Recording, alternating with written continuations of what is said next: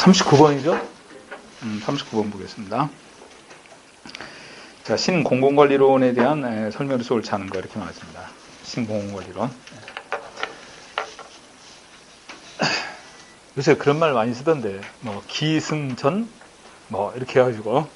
신공공관리론은요, 기승전 효율성이에요.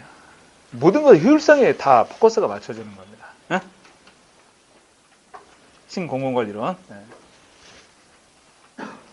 그러니까, 신공공관리론이 효율성이라고 한다면 신공공서비스론은 뭐라고 그랬어요?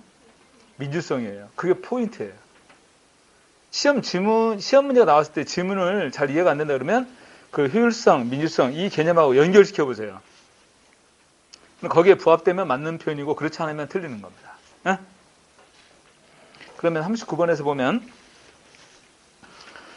신공공관리에 관한 설명에서 옳지 않은 것은 이렇게 나왔는데 여기서 자 옆에다 화살표하고 쓴다. 신공공관리의 특징 1번 신공공관리는 규제 완화, 그 다음에 민영화 이걸 강조하고 있습니다. 규제 완화, 민영화. 규제 완화, 슬래시하고 민영화. 두 번째, 신공공관리는 결정과 집행을 분리하죠.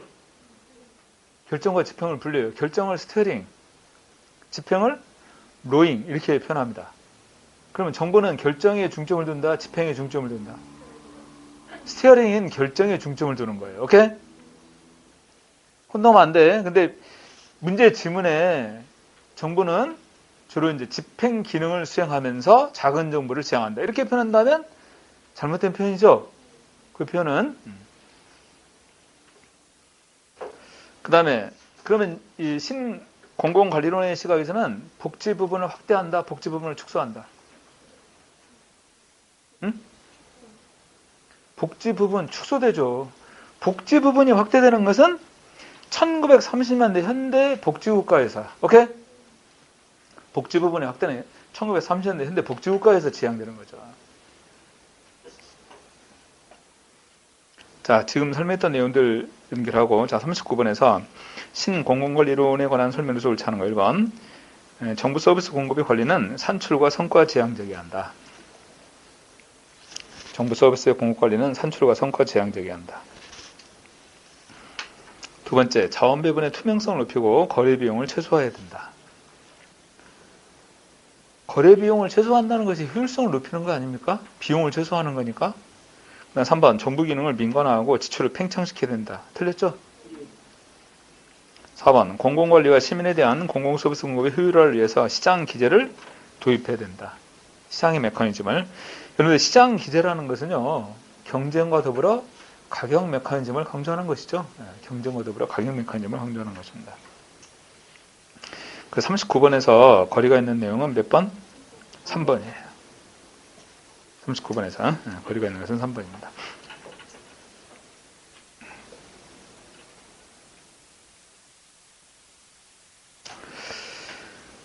꼭 기억해둘 표는 그거예요. 정부의 역할과 기능을 결정과 집행으로 분리하고 주로 정부 역할은 어디에 중점을 둔다? 집행이 아니라 결정에 중점을 둔다. 꼭 그 표현 기억해둬야 됩니다. 자, 40번.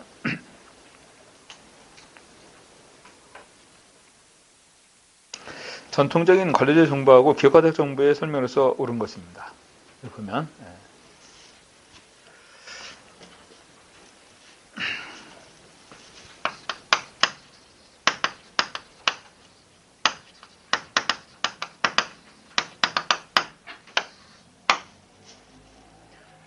자, 기업가적 정부의 두 문자입니다. 지역 분권에 대한 예측을 방임했다. 이렇게 기억하세요.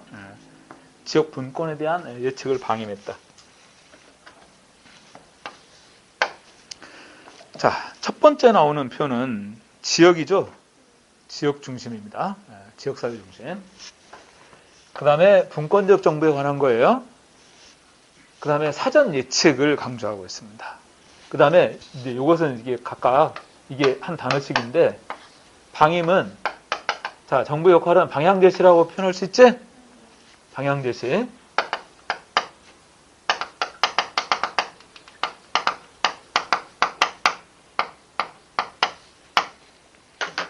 이 표현은 총리적 정부라고 표현합니다.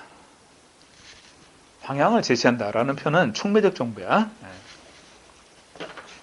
임은 뭐야? 임은 임무지향, 임무 중심의 정보. 오케이? 방향을 제시한다. 촉매적 정보 기억해둬. 촉매적이라는 표현이 스티어링을 표현할 때 촉매적이라는 표현이에요. 그러니까 이건 방향을 제시해 주는 거라고 볼 수 있는 거지. 그치? 자, 그래서 40번에서 전통적인 관리자 정보하고 기업화적 정보의 설명으로서 옳은 것입니다. 여기 1번에 보면 행정의 가치적 측면에서 기업화적 정보는 형평성과 민주성을 추구한다. 행정의 가치적 측면에서 기업화적 정보는 형평성과 민주성을 추구한다. 여러분들 기업화적 정보는 효율성을 추구한다. 이렇게 이해를 해야겠지? 2번 행정관리 기제에 있어 기업화적 정보는 임무 중심의 관리를 추구하고 있다. 정답입니다. 오케이? 임무 중심의 관리. 3번 행정관리 방식에 있어서 전통적인 관리적 정보는 예측과 예방을 중시하고 있다. 여러분들 사전 예측과 예방은 기업화적 정보예요. 그리고 전통적 관리적 정보에서는 사후 대처, 사후 대처를 강조하고 있지. 그치? 4번 공공서비스를 제공함에 있어 전통적 관리적 정보는 민영화 방식의 도입을 추진하고 있는 것이다. 공공서비스 제공함에 있어 전통적 관리적 정보는 민영화 방식의 도입을 추진한다. 여러분들 기업가적 정보 이후에 바로 이 민영화의 추진 이게 많이 나타나죠. 전통적 관리적 정보는 1930년대, 1970년대까지야. 정부 실패가 나타나기 전까지. 이게 전통적 관리적 정보입니다. 오케이? 그때는 큰 정부였잖아요. 민영화 별로 이루어지지 않았단 말이야. 근데 정부 실패가 나타나고 난 이후에 민영화 방식의 도입이 확대되는 것입니다. 오케이? 여러분들 기업가적 정보는 뭐하고 연관되는 거예요? 앞에 나와 있는 신공공관리론의 바탕을 둔 게 바로 기업가적 정보의 특징입니다. 그렇잖아요. 그래서 기업가적 정보에서 나오는 특징들은 바로 신공공관리론을 바탕으로 하고 있다. 이렇게 이해할 수 있어.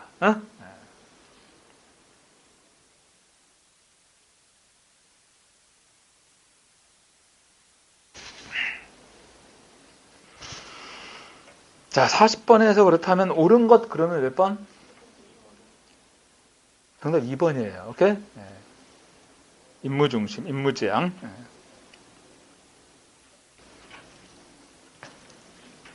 자, 41번. 신공공관리론의 설명으로서 가장 옳은 거 1번. 신공공관리론은 정부 역할을 시장에 맡겨야 된다는 이론이다. OX.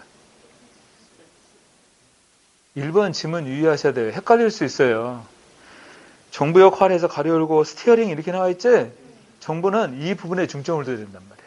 그리고 집행을 시장에 맡겨야 된다. 그 말이에요.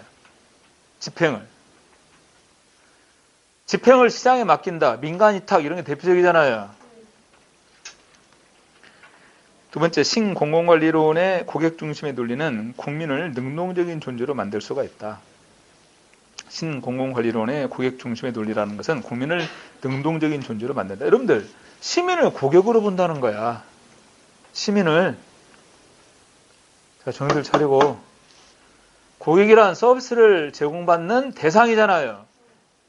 그러니 능동적인 존재가 아니라 피동적인 존재인 거지. 그죠?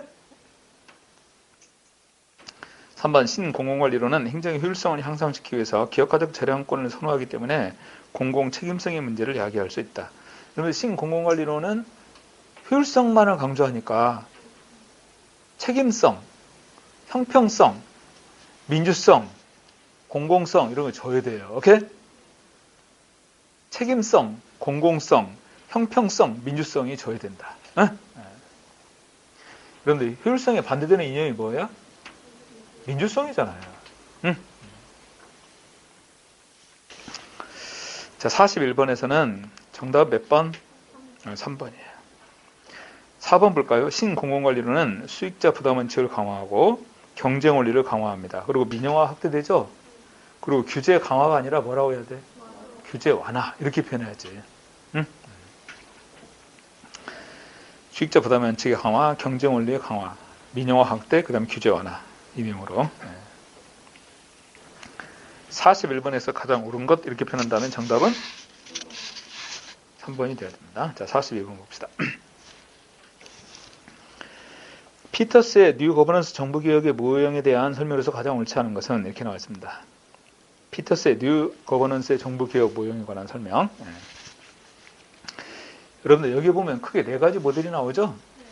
피터스의 뉴 거버넌스 정부개혁 모형에 보면 네 가지 모델이 나옵니다. 시장정부, 2번 참여정부, 3번 유연조직정부 이렇게 나왔는데 여러분들 유연조직은요 신축적 정부 모형에 해당되는 거예요. 그죠? 그 다음에 4번 저통제 정부 모형은 어디에 해당되냐면 탈내부 규제 정부 모형. 탈내부 규제 정부 모형. 여러분들 시장 정부 모형에서 문제 기준이 뭐라고 그랬어? 독점이 문제다. 전통적인 정부는 독점이 문제라는 거야. 그래서 독점을 깨라 이거죠. 두 번째, 참여정부에 있어서 그러면 문제 진단 기준은 뭐다? 계층제가 문제예요. 계층제로 인해서 하위 계층의 구성원이 참여하기 어렵죠? 또 시민들의 참여도 어렵다 이 말이야. 에? 참여정부, 계층제가 문제입니다. 그 다음에 세 번째, 유연조직, 다시 말해 신축적 정부 모형에 있어 문제의 진단 기준은 영속성입니다. 전통적인 정부는 한번 만들어지면 계속 간다는 거죠. 그다음 네 번째, 저통제 정부 모형에 있어 저통제 정부, 탈내부 규제 정부죠. 문제 진단 기준이 뭡니까? 엄격한 내부 규제가 문제죠. 엄격한 전통적 정부에서는 엄격한 내부 규제가 문제다 이렇게 본다는 거야.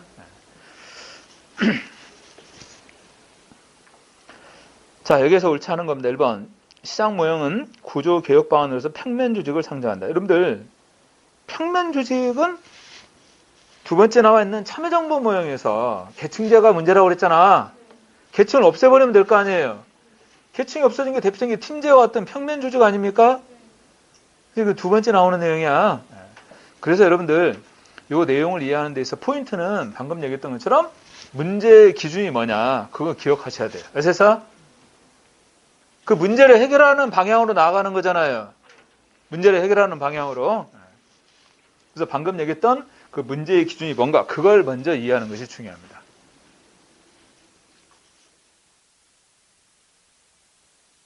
(1번) 틀렸어요. 그러면 시장 모형에서 구조개혁 방안은 뭐냐? 시장 모형에서 분권화입니다. 분권화.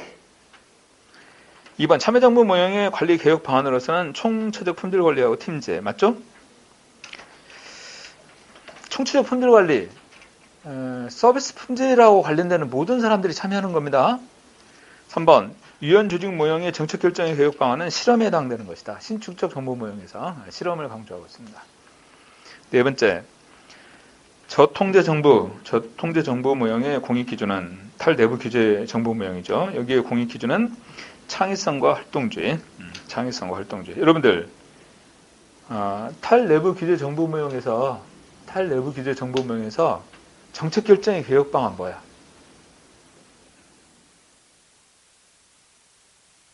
기업가적 정부 써놓으세요. 기업가적 정부. 탈내부 규제 정부, 저통제 정부 모형의 정책 결정의 개혁 방안은 기업가적 정부다. 응? 기업가적 정부. 내가 이걸 얘기하는 이유는 뭐냐면 기업가적 정부는 시장 정부 모형의 개혁 방안이 아니에요. 아셨어요? 탈내부 규제 정부 모형의 개혁 방안입니다.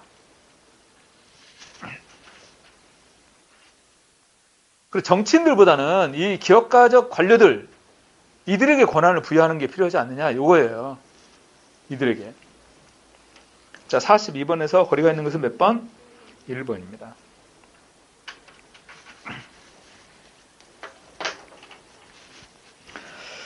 자, 43번.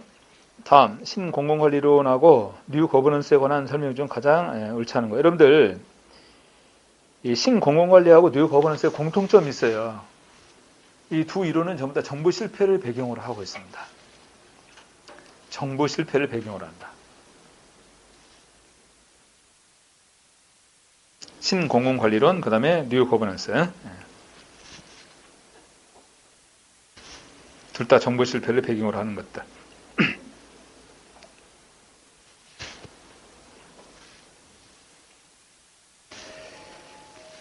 자, 여기에서 1번 볼까요? 신공공관리론이 결과에 초점을 두고 있는 데 비해서 뉴 거버넌스는 과정에 초점을 두고 있다. 2번, 신공공관리론이 소통과 참여에 초점을 두고 있는 데 비해서 뉴 거버넌스는 시장과 경쟁 원리에 초점을 두고 있다. 반대죠? 신공공관리론은 시장과 경쟁 원리를 초점으로 하고 있는데 뉴 거버넌스는 소통과 참여, 여기에 초점을 두고 있는 거죠. 3번. 신공공관리론이 시장과 경쟁, 소비자들의 개별적 선택에 의한 조정에 초점을 두고 있는 데 비해서 뉴 거버넌스는 신뢰와 협조, 상호 의존 등에 의한 조정에 초점을 두고 있는 것이다. 4번. 신공공관리론은 부문 간의 경쟁에 초점을 두고 있는 데 비해서 뉴 거버넌스는 부문 간의 협력에 초점을 두고 있다. 자, 신공공관리는 경쟁이죠. 반면에 뉴 거버넌스는 협력에 관한 것입니다. 각각. 자, 43번에서는 거리가 있는 것은 2번이 반대로 표현된 거예요.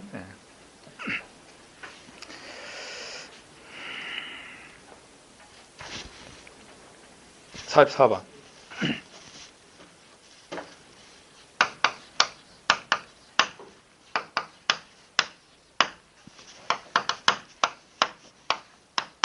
신공공관리론의 핵심 키워드가 뭐라고? 이건 효율성이라고 그랬어. 여기는 민주성이에요. 첫 번째, 정부 역할을 보면 신공공관리론의 정부 역할이 뭐예요? 스티어링. 방향 잡기 또는 방향을 제시해 주는 역할입니다. 신공공서비스로는 시민에 대한 봉사예요. 봉사. 시민에 대한 봉사. 두 번째, 공익이란 이 신공공관리로는 공익은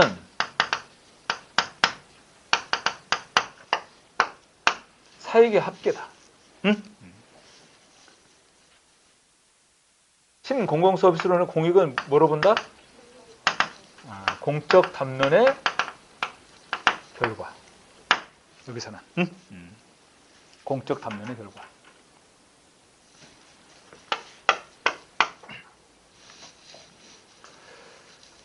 그 다음에 시민을 바라보는 시각이 여기는 고객입니다. 그죠?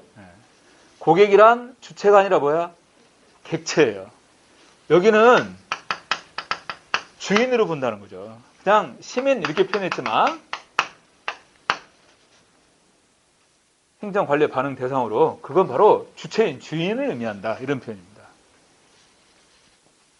그 다음에 네 번째는 여기는 주로 경제적인 합리성. 이쪽은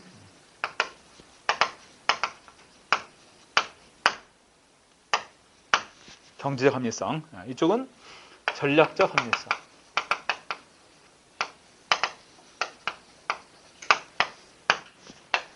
경제적 합리성, 전략적 합리성. 각각.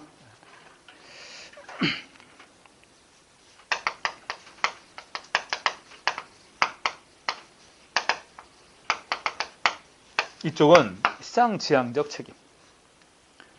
이쪽은 다면적 책임.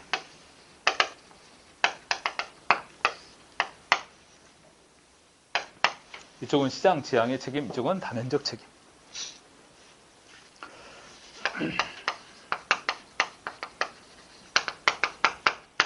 여기서 강조하고 있는 것은 기업가 정신입니다.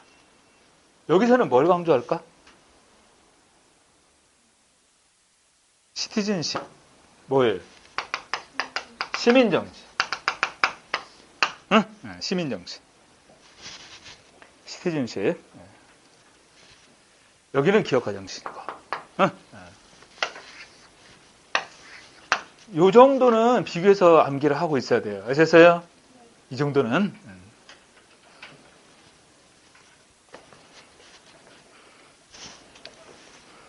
자, 44번 봅시다. 보기는 신공공관리론하고 신공공서비스론에 관한 설명인데 옳은 것으로만 먹힌 것은 이렇게 나와 있습니다. 기억. 신공공서비스론은 시민에 대한 봉사를 강조하고 있다. 맞죠? 이은 신공공관리론은 정부 역할을 노젓기보다는 방향 잡기로 본다. 이것도 맞죠? 디귿 신공공 서비스론이 추구하는 가치는 행정의 민주성과 충돌 가능성이 있다. 자, 신공공 서비스론이 추구하는 가치는 행정의 민주성과 충돌할 가능성이 있다. 이렇게 표현해야 적절합니다. 신공공관리론이 추구하는 가치는 뭐야? 효율성이니까 민주성과 충돌할 가능성이 있다. 그러니까 디귿 표현을 옳게 표현하려면 신공공관리론이 추구하는 가치는 이렇게 표현하면 맞습니다. 오케이? 그죠? 1. 신공공관리론은 신공공서비스론이 간과하거나 경시했던 행정의 공공성을 재조명하고 있다. 이것도 바뀌었죠. 신공공서비스론은 신공공관리론이 간과하거나 경시했던 행정의 공공성을 재조명한다. 이렇게 표현한다는 거죠.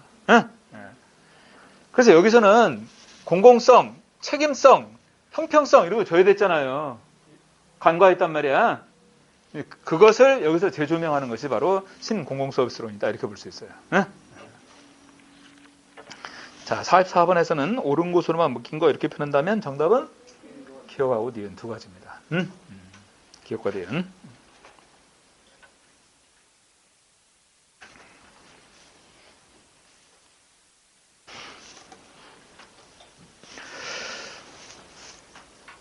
여러분들이 문제 풀면서 이렇게 지문 가운데 헷갈리는 지문들 나와요. 그렇죠? 지금 44번 문제 그 보기에 나와 있는 지문들도 헷갈리는 지문들이 나오잖아. 그리고 여러분들이 문제 풀면서 헷갈렸던 지문들 있잖아. 그런 건 따로 챙겨야 돼요. 아셨어요? 따로 챙겨야 된다고. 내가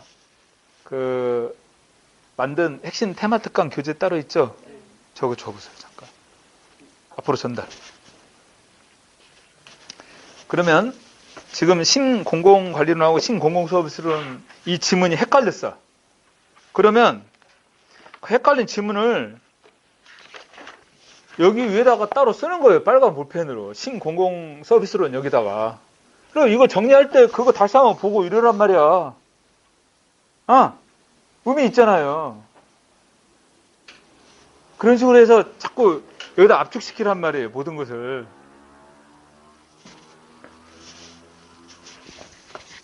그러면 내용 정리도 되죠. 틀릴 수 있는 지문도 확인하죠.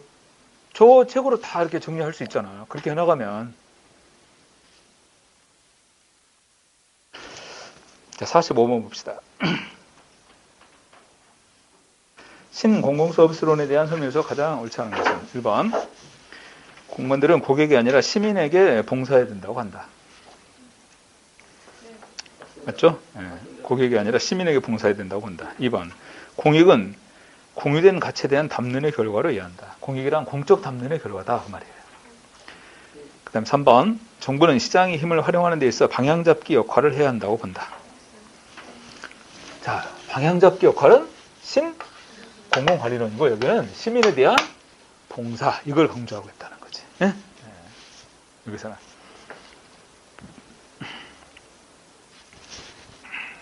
(4번) 법, 공동체, 그 다음에 정치규범, 전문성, 시민이익 등 다양한 책임성 기재의 중요성을 강조하고 있다.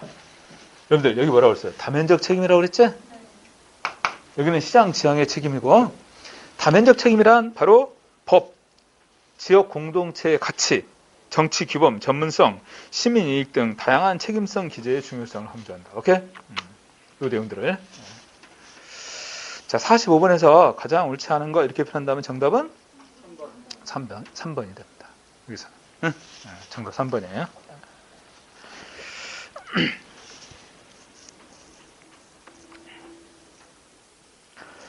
자, 46번. 데나르트의 신공공서비스 이론의 설명에서 옳은 것을 모두 고르면, 자, 박스에서 공무원의 반응 대상을 시민보다 고객이 두고 있고 정부 역할을 공유된 가치 창출을 위한 봉사활동으로 보는 점에서 뉴 거버넌스 이론과 유사한 것이다.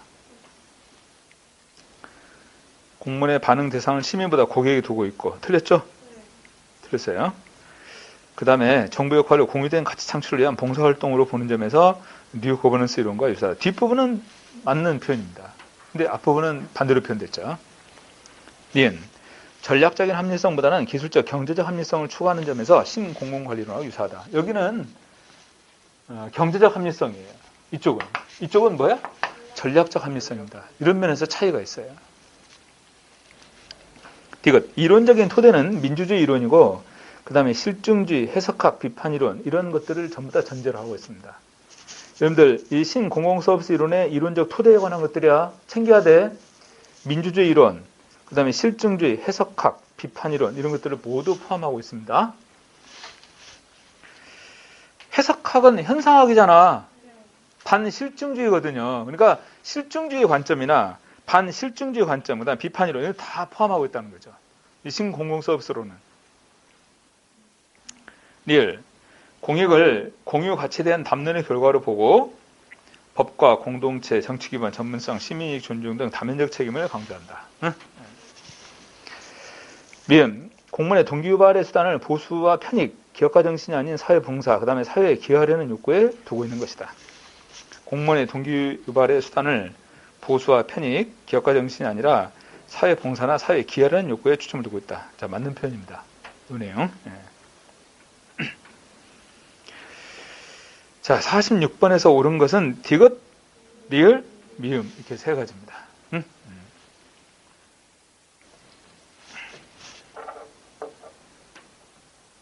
최근에 그 동기부여 이론 가운데서 공공서비스의 이론이라는 게 있거든요. 공공서비스.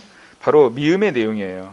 공무원의 동기유발의 수단은 보수나 편익, 기업가 정신이 아니고 사회봉사나 사회에 기여하려는 욕구, 이타심, 또 사회봉사 이런 부분에 의해서 공무원의 동기유발을 가져온다. 이렇게 보는 시각입니다. 뒤에 가면 그 문제 들어가 있기 때문에 그 문제 다시 한번 풀어볼 거니까. 자, 46번의 정답 몇 번입니까? 4번입니다. 자, 47번. 파마가 주장했던 포스트 모더니티의 행정이론의 내용으로서 옳지 않은 것은 이런 내용인데, 모더니즘에 대한 반발이죠. 포스트 모더니티. 1번. 나 아닌 다른 사람은 인식적인 개체가 아니라 도덕적인 타자로 인정한다. 맞죠? 타자성입니다. 나 아닌 다른 사람은 인식적인 개체가 아닌 도덕적인 타자로 인정한다. 타자성. 2번. 관점에 따라 다양한 가능성이 허용되는 상상보다는 과학적 합리성이 더 중요하다. 여러분들, 과학적 합리성을 전제하는 것은 모더니즘이잖아요. 어? 과학적 합리성을 전제하는 게 모더니즘적 시각이에요. 거기에 반발하면서 상상, 해체, 또 여기서 방금 얘기했던 타자성 이런 것들을 전제로 하고 있는 거, 탈영역화 이런 내용들이 포스트 모더니티에 나오는 행정이론들입니다. 상상, 해체, 그 다음에 타자성, 탈영역화 이런 내용들이. 2번은 반대로 표현됐습니다. 3번. 행정에서도 지식과 학문의 영역 간의 경계가 사라지는 탈영역화가 나타난다. 지식과 학문의 영역 간의 경계가 사라지는 탈영역화가 나타난다. 그래서 각각의 학문들의 영역을 탈피해서 그래서 정치 현상을 경제학적 관점에서 접근해갖고 연구하는 거예요. 정치 현상을. 그게 뭐였어요? 정치 현상을 경제학적 관점에서 접근해갖고 연구한다. 공공선택론이었잖아. 또 이런 것도 있잖아요. 경제학을 심리학적 관점에 접근해갖고 연구하는 심리경제학 이런 것도 있어요. 이렇게 해가지고 통합적으로 연구가 이루어지는 거예요. 각각의 학문의 영역을 깨버리고. 사회교육학 이런 것도 있고. 4번. 행정은 객관적으로 연구될 수 있다는 설화는 해체를 통해서 더 잘 이해할 수 있다. 그러니까 해체라는 것은 행정은 객관적으로 연구될 수 있다. 여기에 지금 나왔는 이런 명제에 속해 있는 것들을 구분해갖고 연구해 본다는 거죠. 해체시켜서. 자, 47번에서는 거리가 있는 내용은 2번이 반대로 표현된 거예요. 오케이? 지금 47번 문제까지는 순차적으로 이론들에 대해서 쭉 설명한 것이고, 그 다음에 48번부터는 이제 그 여러 가지 이론들을 같이 묶어서 이제 문제를 출제한 것들이에요. 자, 48번 보면 미국의 행정이론의 발달 과정의 설명에서 가장 옳지 않은 거 1번. 19세기 이후에 역관제의 비효율적 극복을 위해서 제퍼슨과 잭슨 철학이 입각한 진보주의 운동과 행정의 탈정치화를 강조하는 정책적 이원론이 전개되었다. 여러분들 19세기 이후에 역관제 비효율 극복을 위해서 제퍼슨 잭슨 철학이 기각한 잭슨이 역관제 도입했잖아요. 진보주의 운동 전개했던 것은요, 19세기 말 역관제 비효율 극복을 위해 진보주의 운동을 전개했던 것은 윌슨이 주도한 거예요. 오케이? 윌슨이 주도한 겁니다. 그리고 행정의 탈정처를 강조하는 정치행정 이원론을 전개했다. 전부 다 윌슨이에요. 19세기 말에 정치행정 이원론 주장하는 거죠. 2번 1930년대에 경제 대공황 이후에 행정권의 우월한 현상을 인정한 정치행정 이론론이 등장한다. 맞죠?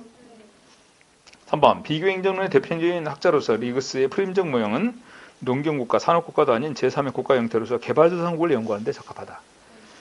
농경국가는 전형적인 융합사회란 말이야. 산업국가는 분화사회고 그 중간에 놓여 있는 것이 프림적 사회다. 이런 얘기예요. 그러니까 개발도상국의 전형적인 모델이 바로 프림적 사회다. 이렇게 보는 시각이지. 그래서 이 리그스의 프림적 모형은 농경국가도 산업국가도 아닌 제3의 국가 형태로서 개발도상국을 연구하는 데 적합하다. 이렇게 본다는 거죠. 그 다음 4번 1968년 민나버록 회의는 민나버록 회의 그러면 이거 뭐하고 연관이 됩니까? 신행정론. 여기를 주도했던 게 누구예요? 왈도예요. 왈도가 주도했습니다. 왈도.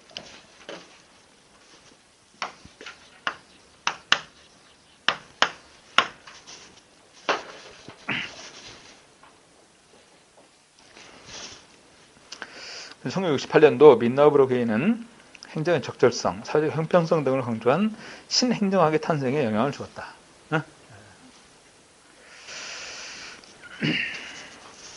자, 48번에서 옳지 않은 것은 몇 번?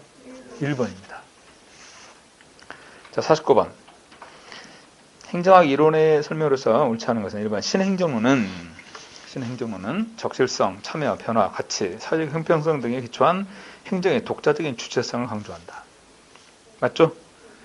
2번. 뉴 거버넌스는 계층제를 제외하고 시장과 네트워크를 조합한 방식을 활용해서 공공문제를 해결한다.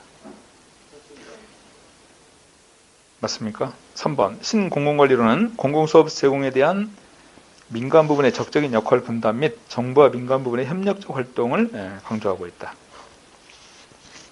공공서비스 제공에 대한 민간 부분의 적극적인 역할 분담과 정부와 민간 부분의 협력적 활동을 강조한다. 여러분들 민간 위탁과 같은 경우는 정부와 민간의 협력적 활동이라고 볼 수 있지. 민간 위탁, 아까 내가 쓰레기 수거 이런 예를 들었어요. 최종적인 책임은 누구에게 있어요? 정부에 있는 거예요. 그리고 위탁한 민간 업체도 관리 감독을 해야겠지. 그래서 정부와 민간 간의 협력이 이루어지는 그런 모델인 겁니다. 민간 위탁과 같은 경우. 신공공관리론의 시각에서는 바로 이런 특징을 강조하는 거죠. 4번. 신공공서비스론은 신공공관리론의 오류에 대한 반작용으로 대두되었고 주로 민주적인 시민이론, 조직인본주의, 담론이론에 기초하고 있다. 다 맞는 표현들이죠? 다 민주주의와 연관되는 것들이잖아요. 그죠? 2번이 틀렸어요. 왜냐? 뉴 거버넌스는 정부와 시장과 시민사회가 같이 참여해가지고 일종의 파트너십을 형성하는 거잖아. 그러면서 주어진 문제를 협의해서 해결해 나가는 겁니다. 이게 거버넌스잖아요. 여기서 말하는 계층제라는 것이 정부예요. 근데 그 계층제인 정부를 제외한다는 표현은 잘못된 표현이지. 그래서 계층제를 제외하고 시장과 네트워크를 조합한 방식을 활용해서 공공문제를 해결한다. 이건 틀린 표현입니다. 여기서 틀린 표현이죠. 정부와 시장과 그 다음에 시민사회단체 이들 간의 협의를 통해서 결정을 해나가는 이런 방식이죠. 그리고 그 네트워크에 참여한 구성원들은 일종의 파트너 관계가 형성되는 것입니다. 이 안에서. 자, 49번은 정답 몇 번입니까? 2번입니다.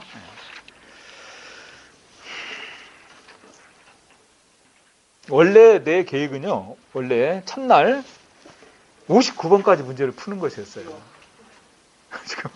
이게 1단원이거든요. 그리고 2단원 정책론으로 넘어가는데 이렇게 정해놓고 하니까 안 되겠네. 그럼 막 문제를 막 시간 없이 문제만 막 풀고 나갈 수 있을 것 같아요. 근데요, 그래도 내 생각에는 어느 정도 아웃라인이 정해져야 돼요. 그래야 이 진도 밸런스가 맞는다고. 그러지 않고 그냥 내 스타일대로 그냥 설명하고 이렇게 해나가다 보면 뒤에 가서는 그냥 막 달려야 돼. 문제 많죠? 그렇지 않나요? 문제가 굉장히 많아요, 이게. 책은 제일 얇지만. 근데 여기는 내가 보내준 원고 그대로 지금 책을 만들었거든요.